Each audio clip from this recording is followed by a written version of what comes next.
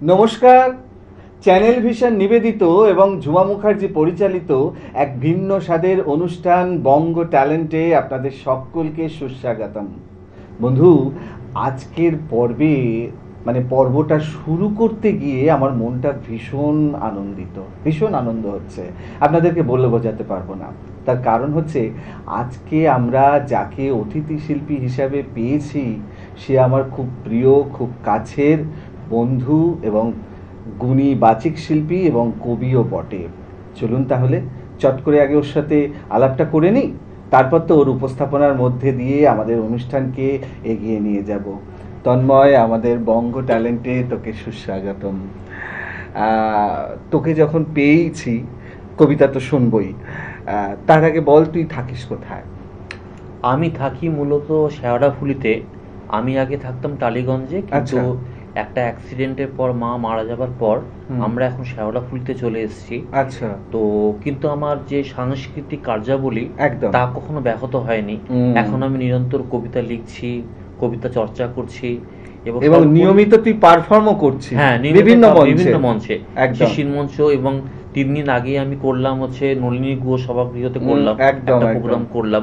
মানে চর্চা এবং চর্যার মানে মধ্যে কর্ম, আছি। একদম কর্মকাণ্ডটা চলছে, কর্মকাণ্ডটা কবিতা চলছে, নিয়ে। অবশ্যই বেশ বেশ বেশ। আজকে আমাদের এখানেও একটা কর্মকাণ্ড। অবশ্যই। হ্যাঁ। তা এই তো কর্মকাণ্ডে আমি একটা ছোট কথা বলতে চাই। হ্যাঁ, বল। আচ্ছা, তোমার এই অনুষ্ঠানটা আমি দেখেছি বেশ কয়েকবার। বেশ। আমি মানে আহ, অনেক ধরনের কাজ দেখেছি, কিন্তু তোমার এই অতনুদা, আপনাদের সবাইকে বলে রাখি, অতনুদার কর্মকাণ্ড বাকি সবার থেকে একটু পৃথক। এবং এই অনুষ্ঠানটা তো মানে আমি একটা স্বাতন্ত্রতা এবং সর্বোপরি নিজস্বতার ছাপ পাচ্ছি, যেটা কিন্তু অন্য পরিচালকদের অনুষ্ঠানে থাকে না। তো যার জন্য অতনুদাকে আমি এতটা শ্রদ্ধা করি এবং ভালোবাসি। আপনারা যারা ওপারে দেখছেন তাদের জন্য রয়েছে আমার এক বুক ভরা ভালোবাসা একদম এবং শুভেচ্ছা। একদম একদম। আচ্ছা, এরপরে কিন্তু দর্শক রেগে যাবে, কারণ ওরা বসে আছে তোর কবিতা শোনার জন্য। অবশ্যই অবশ্যই তাহলে শুরু করা যাক। অবশ্যই। প্রথম নিবেদন কি হবে? আচ্ছা, 15ই আগস্ট আমাদের স্বাধীনতা দিবস, হুম। এবং 15ই আগস্ট আমাদের এক প্রাণের কবি, কিশোর কবি সুকান্ত ভট্টাচার্যের জন্মদিন, 1926 সালে। তো কিশোর কবি সুকান্তকে স্মরণে রেখে আমার নিজের লেখা একটি কবিতায় পাঠ করব। আজকে যে দুটি কবিতায় পাঠ করব, দুটি হচ্ছে স্বরচিত কবিতা। আচ্ছা, বাহ, দুটি স্বরচিত এটা কবিতা। অনেক বড় পাওয়া কিন্তু। হ্যাঁ। তো আমার প্রথম নিবেদন হচ্ছে কিশোর কবি সুকান্ত ভট্টাচার্যের ওপর লেখা সুকান্ত কবিতা। সুকান্ত কবি। আজ আমরা এক অতল খাদের কিনারায় এসে দাঁড়িয়েছি।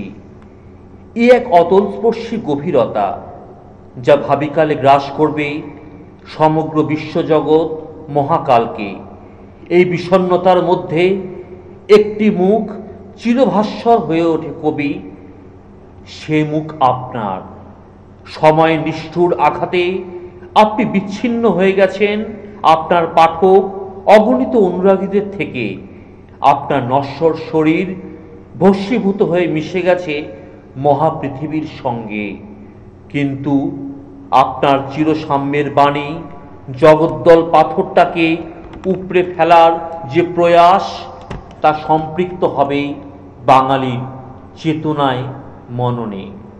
সুকান্ত, একবার দিকচক্র বালির দিকে তাকিয়ে দেখুন, একবার অস্তমিত সূর্যের দিকে তাকান কবি।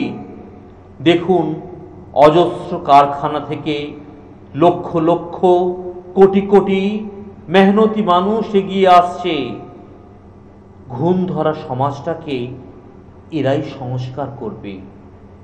আপনি শুধু একবার এদের পথ নির্দেশক হন কবি। আপনি তো একদিন সবাইকে আসন্ন দুর্দিনের কথা বলেছিলেন। আপনি দিয়েছিলেন জাগবার মন্ত্র। আরো আরো একবার জেগে উঠতে হবে কবি। তৈরি করতে হবে এক শোষণ মুক্ত বৈষম্যহীন সমাজ, যেখানে থাকবে না মুনাফাবাজ কালোবাজারিদের ভিড়। আবার আকাশের সবটুকু নিয়ে উদিত হবে লাল রঙের রক্তিম সূর্য। দেখতে পাচ্ছি সুকান্ত, আপনার চিন্তাশীল সুপ্রসন্ন মুখ শোভা পাচ্ছে সেই সূর্যে।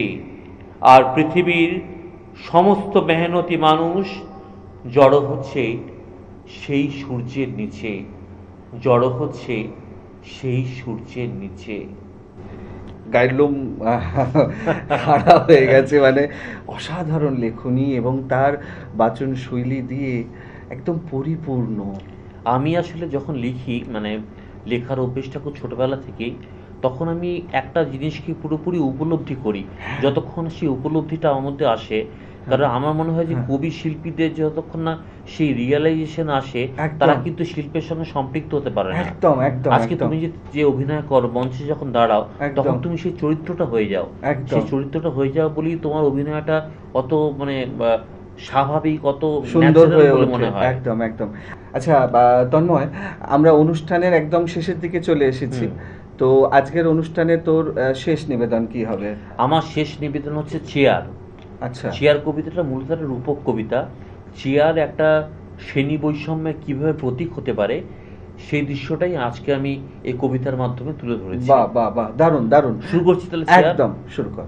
চেয়ারটা রিক্ত, নিঃস্ব, অথচ এক সময় এক সাম্রাজ্যের সাক্ষী ছিল সে। শৌখিনতা সর্বোপরি চেয়ারের মালিকের কেতাদুরস্ত আভিজাত্য চেয়ারটাকে একটা মাত্রা দিয়েছিল, কিন্তু সবটাই আজ অতীতের স্মৃতিচারণ মাত্র। সেই ঋত সাম্রাজ্য আর পুনরুদ্ধার হবে না।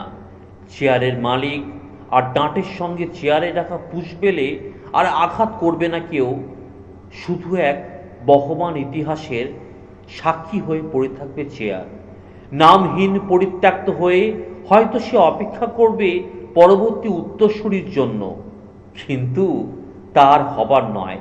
কারণ দুনিয়ার শত সহস্র চেয়ার বিলুপ্তির পথে অগ্রসর হচ্ছে। দিকে দিকে মানুষের মিছিল বড় হচ্ছে, এগিয়ে আসছে শ্রমজীবী জনতার ঢল। তারা চেয়ার নামের এই ঔপনৈবেশিকতার অস্ত্রকে ছুঁড়ে ফেলে বিপ্লবের বিজয় ধ্বজা ওড়াবে।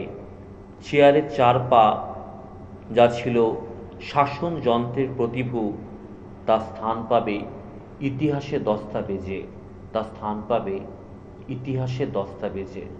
দারুণ। এটা মানে ছোটর মধ্যে। না, অবশ্যই, মানে এই ছোটর মধ্যেই পুরো ভাবনাটা কতটা গভীরতায় গিয়ে ঢেউ দিয়েছে।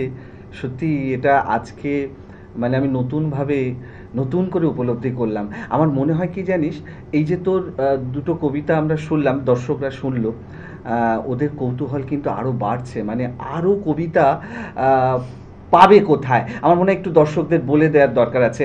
আমাকে যদি কবিতার বইটা একটু দিস। হ্যাঁ হ্যাঁ হ্যাঁ, অবশ্যই। এটা আমার লেটেস্ট কাব্যগ্রন্থ জাতিস্বর আচ্ছা। যুগসাগ্নিক থেকে প্রকাশিত হয়েছে।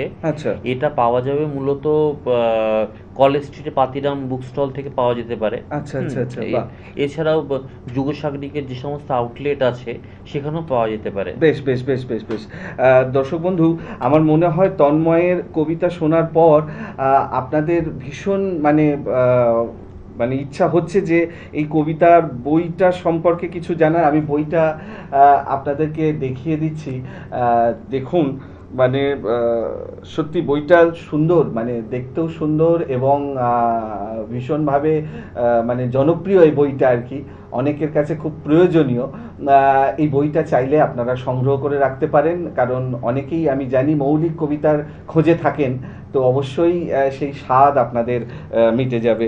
তন্ময়, আমাদের সময় একদম শেষ। এই বই সম্পর্কে একটা কথা বলি। হ্যাঁ, হ্যাঁ, হ্যাঁ। এর যিনি সম্পাদক শ্রী প্রদীপ গুপ্ত, হ্যাঁ। তিনি নিজেও একজন খুব বিশিষ্ট কবি। একদম প্রদীপ একদম গুপ্ত। একদম। সত্যি মানে এই অল্প পরিসরে না না, কথা শেষ হয়ে হইল না হইল শেষ। না শেষ, একদম অন্তরে অতৃপ্ত রবে, সাঙ্গ করি মনে হবে শেষ হয়ে হয়ে হইল না শেষ। সত্যি দর্শক বন্ধু, আপনারাও কিন্তু আমার সাথে একমত হবেন। আজকে তন্ময় মানে তন্ময় কুমার বক্সিকে পেয়ে আমাদের এই অনুষ্ঠান একদম কবিতায় কবিতায় ভরে উঠেছিল। সত্যি কথা বলতে কি, এরকম একটা অনুষ্ঠান শেষ করতে ইচ্ছা করে না, বিশ্বাস করুন, কিন্তু কিছু তো করার নেই, সময় একদম শেষ, বিদায় তো নিতেই হবে। তবে বিদায় নেওয়ার আগে সেই গুরুত্বপূর্ণ কথাটা আবারও বলে যাই, আপনারাও যদি আমাদের এই অনুষ্ঠানে অংশগ্রহণ করতে চান তাহলে দেরি কেন, চট করে আপনাদের একটা পারফরমেন্সের ভিডিও আমাদেরকে হোয়াটসঅ্যাপ করে দিন। আর আপনাদের সেই ভিডিও যদি আমাদের ভালো লাগে তাহলে আপনারাও চলে আসতে পারবেন আমাদের এই অনুষ্ঠানে অংশগ্রহণ করতে। আমাদের হোয়াটসঅ্যাপ নাম্বার 9804272808। তাহলে দর্শক বন্ধু, আজকের মতো বিদায়। তবে মন খারাপ করার কিচ্ছু নেই, আবারও দেখা হবে আগামীকাল ঠিক এই সময়ে। তাহলে দর্শক বন্ধু, আজকের মতো বিদায়।